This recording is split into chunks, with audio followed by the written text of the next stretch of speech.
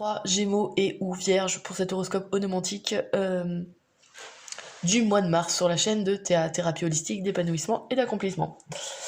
Alors, j'ai cassé mon trépied, le pourquoi du fait que j'ai mis ça sur une table. Rien n'est gravé dans le marbre, donc j'essaye. Je vois ce que ça donne. Dès que j'aurai racheté un trépied, j'essaierai peut-être de prendre de plus haut et vous verrez plus facilement les axes de travail, les axes d'influence des maisons. Voilà, sinon c'est toujours la même chose, c'est fait à base de calcul astronumérologique et voilà ce que ça donne. Alors, ce mois-ci, en influence mensuelle, donc sur l'ensemble de votre, enfin qui court sur l'ensemble de votre mois, à vous les Vierges, Gémeaux et ou Chemin de Vie 3, nous avons la justice qui nous parle d'équité, de faire preuve de discernement, de clarté, qui nous demande d'être juste en tout, d'accord? Il y a vraiment une notion d'équilibre ici à maintenir, d'accord? De savoir trancher avec justice, enfin avec justesse, d'accord? Ici, il faut vraiment faire preuve de discernement et d'éclaircir les choses quand il y a besoin, ok? Alors, on a une grosse maison ici qui ressort, c'est la maison 11 où il y a carrément 3 arcanes dedans, avec la maison 8 où il n'y en a qu'une seule, mais je vous les expliciter. Alors, la maison 11 déjà c'est quoi? C'est la maison des aides, c'est la maison des appuis, des aides extérieures, de l'amitié et des espoirs. Et ouais, des espérances, d'accord? Et en face, on a la maison 8, la maison, alors symboliquement de la mort, mais personne ne va mourir. La maison des transformations, de la sexualité aussi, et des dons d'argent, de l'argent qu'on reçoit. C'est la maison de l'argent qu'on reçoit, à l'inverse, à l'opposé, la maison 2 qui parle d'efforts pour gagner cet argent. Ici, on vous le donne, il vous tombe tout cru dans le bec. Donc des dons, des legs, voilà, des choses de cet ordre-là. Alors, dans cette maison 8, on n'a qu'une seule carte. On a la 5 d'épée. Alors, la 5 d'épée, elle est, comment dire, vu qu'en plus elle tombe dans la maison des transformations ici, pour moi, ça va empirer. Il y a quelque chose dans un domaine qui va empirer pour... alors, là vous vous dites, oh non, ça va être pourri. Mais non, parce qu'il y a le reste des cartes qui va être vraiment bon, qui va ressortir de façon inattendue, mais... Là, en tout cas, première symbolique de cette carte, c'est que il va falloir vous battre, mais les choses vont empirer, d'accord? Elles ont besoin d'empirer pour s'améliorer, d'accord? Il y a une notion ici de, alors je veux pas dire toucher le fond, mais de quelque chose qui est, ouais, qui va arriver à un summum où vous ne vous y étiez pas attendu dans une situation, d'accord? Un truc négatif et la situation va empirer alors que vous n'aviez pas prévu ça du tout, mais c'est pour une amélioration, c'est-à-dire que en face vous avez la maison 11, donc comme je vous l'ai dit, la maison des aides extérieures et des espoirs, et on a alors des espoirs, pas désespoir, de l'espérance quoi, la maison de l'espérance, on va être plus clair. On a la tour, on a l'as d'épée et on a le 7 de bâton. Alors, cette carte potentiellement négative, ici, elle va vous stimuler. Déjà, ici, vous retroussez vos manches et le challenge vous plaît. C'est-à-dire que, comme je vous l'ai dit, là, vous retroussez votre manche et vous êtes prêt à défendre vos valeurs, à défendre votre point de vue et à marquer votre territoire, entre guillemets. Enfin, défendre votre territoire. D'accord ? Ensuite, on a, n'oubliez pas qu'on est dans la maison 11 ici, on a cette notion d'aide inattendue qui va arriver de manière vraiment... alors, brutale, façon inattendue, ouais. Quelque chose qui va vous aider. Et je pense que ça va être un message, une lettre, un email, un courrier, enfin voilà. Un message qui va vous aider et qui va vous être d'une aide providentielle pour justement désamorcer une situation qui avait finalement empiré sans que vous le vouliez. D'accord ? Mais en plus, vous êtes resté sur vos positions, donc ce qui fait que l'aide extérieure vient l'aide vient de l'extérieur, c'est ce que je voulais dire, pardon. Voilà, il y a vraiment quelque chose d'inattendu ici qui va vous permettre un nouveau départ, une nouvelle communication, de manière inattendue. Là vraiment, on a quelque chose de l'ordre de...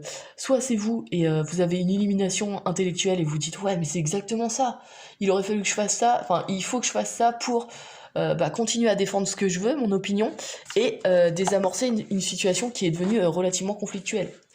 Première symbolique. Deuxième symbolique, on a quelqu'un, on est dans la maison 11, la maison des amis et des aides extérieures, on a quelqu'un qui vient qui vous vient en aide par le biais d'un message ou d'un courrier de soutien, ou je sais pas. N'oubliez pas que vous êtes porté par la justice, donc dans certains cas, ça peut être une lettre de soutien pour un jugement, ça c'est possible aussi. D'un point de vue purement concret, on a cette notion-là. Mais on a une aide extérieure qui vient et qui vous permet de désamorcer une situation qui devenait compliquée, on va dire. Ouais, d'accord ? Alors après, il y a compliqué et compliqué, hein, mais d'autant plus qu'après, les cartes sont bonnes. Donc ce qui fait que vraiment le nœud du problème de ce mois-ci, entre guillemets, il est ici, quoi, avec ce 5 d'épée. Alors, le truc, c'est que cette carte, elle est tombée dans la maison 8, la maison des transformations.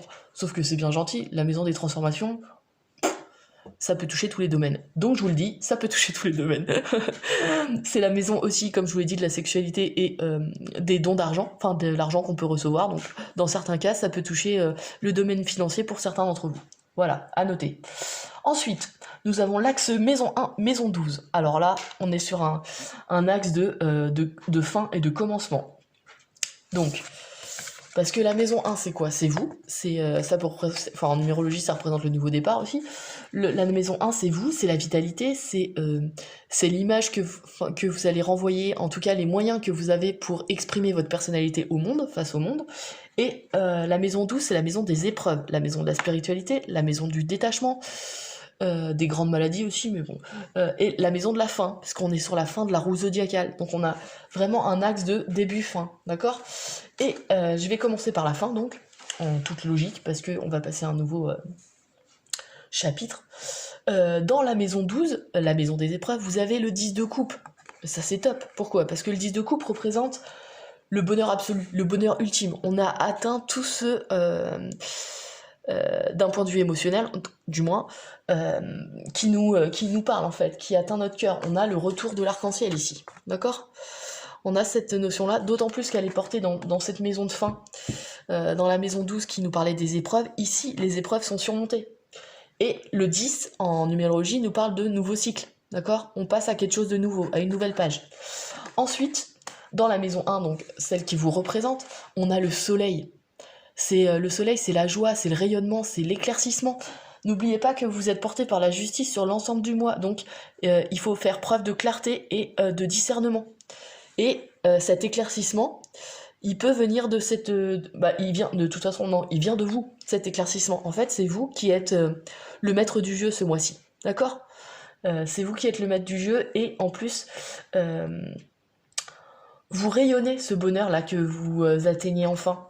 Donc ça, c'est positif, parce que après, dans l'axe de la maison 9, maison 10, ici, on a, a priori, peut-être, des honneurs qui viennent dans la réussite sociale. Alors, on va voir.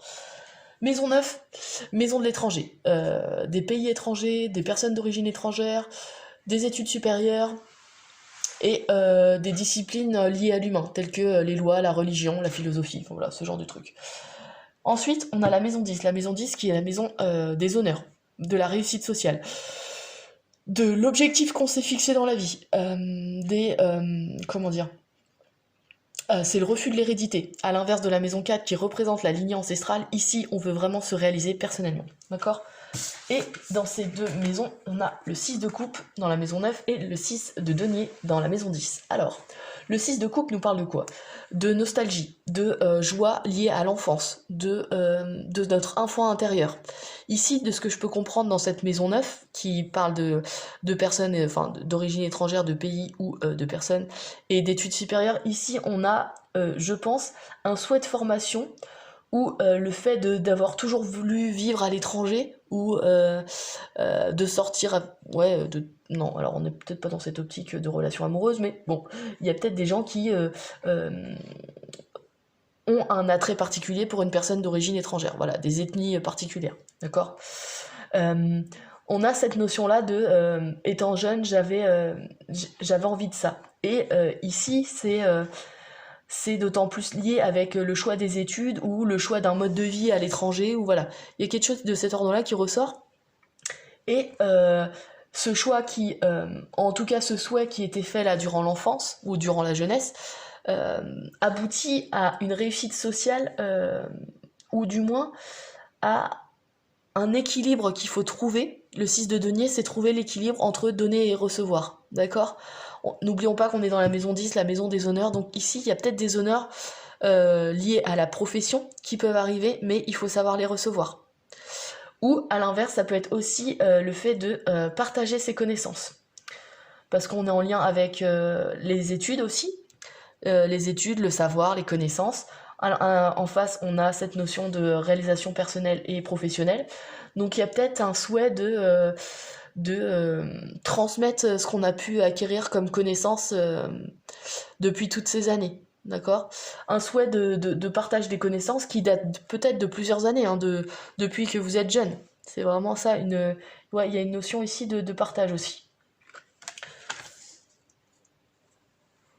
Mais ce que je veux dire, c'est que ce mois est enfin, ouais, il est positif dans le sens où cet axe-là, maison 9, maison 10, est dû à des honneurs, mais en plus, vous le rayonnez. C'est-à-dire que vous êtes... Je sais pas comment le dire. Vous êtes enfin ce que vous avez toujours voulu être. Voilà, c'est ça, entre guillemets. Ou en tout cas, vous avez trouvé la voie, clarté et discernement, n'oubliez pas, avec la justice. Vous avez enfin trouvé ce qui doit vous faire rayonner. Ouais, la lumière qui est en chacun de nous, ici, vous avez trouvé ce chemin-là, d'accord? Donc ça peut être en lien avec des études, en lien avec un pays étranger qui vraiment vous épanouit, ça peut être... mais lié aussi à la profession, d'accord? À la réussite sociale. Voilà. En plus, durant ce mois-ci, vous avez vraiment des aides extérieures, vous êtes soutenu, là, avec 3 cartes dans la maison 11 et une seule qui arrive à contrer, 3 cartes qui arrivent à contrer justement cette carte plutôt négative dans la maison des transformations. Donc c'est plutôt pas mal. Vous êtes soutenu, vous avez trouvé votre chemin, les épreuves sont dépassées et ça vous fait rayonner. Vous avez enfin trouvé votre moi intérieur, entre guillemets, ou en tout cas réussi une bataille intérieure, d'accord? Et là, on parle d'honneur à recevoir peut-être, ou alors d'un nouveau chapitre dans le partage de vos connaissances. C'est possible aussi. Mais faites preuve de discernement et d'équité, d'accord? Durant ce mois-ci, c'est surtout ça, pour pas que ça vous retombe sur le coin du nez. Mais voilà, sur l'ensemble de votre mois, il y a bien sûr un combat là, mais il finit bien, quoi. Donc c'est plutôt positif, hein, dans l'ensemble. Voilà, voilà. Je réfléchis parce que on a quoi? Épée, coupe. Ouais, c'est relativement... Ouais, on n'a pas de denier, mais le reste, c'est relativement équilibré. Enfin, ouais. Enfin voilà, pour ce que je pourrais dire, de ce que je pourrais dire pour ce mois de mars, pour vous les chemins de vie 3 et ou Gémeaux et Vierge. Voilà. Alors, je vous invite à recouper les informations avec soit un autre chemin de vie, soit avec votre signe solaire ou votre ascendant. Parce que si vous êtes, admettons, vous êtes vierge, mais que vous avez un chemin de vie 2 ou 9, allez voir les autres vidéos. Ça vous permettra d'avoir peut-être plus d'informations, d'autant plus sur ici l'axe maison 11, maison 8, parce qu'on n'a pas de domaine vraiment précis, à part pour ceux que ça concerne le côté financier, de l'argent qui nous arrive de manière inattendue, ou le domaine de la sexualité pour certains. Le reste, c'est quand même assez large, donc on peut peut-être restreindre le champ des domaines en visionnant les autres vidéos, d'accord? N'hésitez pas à liker, à vous abonner et à partager si ça vous dit. Je propose ce genre d'analyse si ça vous intéresse sur mon site internet www.ta-du6accompagnement.com. Alors il est un peu en chantier, donc n'hésitez pas à utiliser mon numéro de téléphone si besoin pour me contacter. Et puis je vous dis au mois prochain pour l'horoscope onomantique du mois d'avril.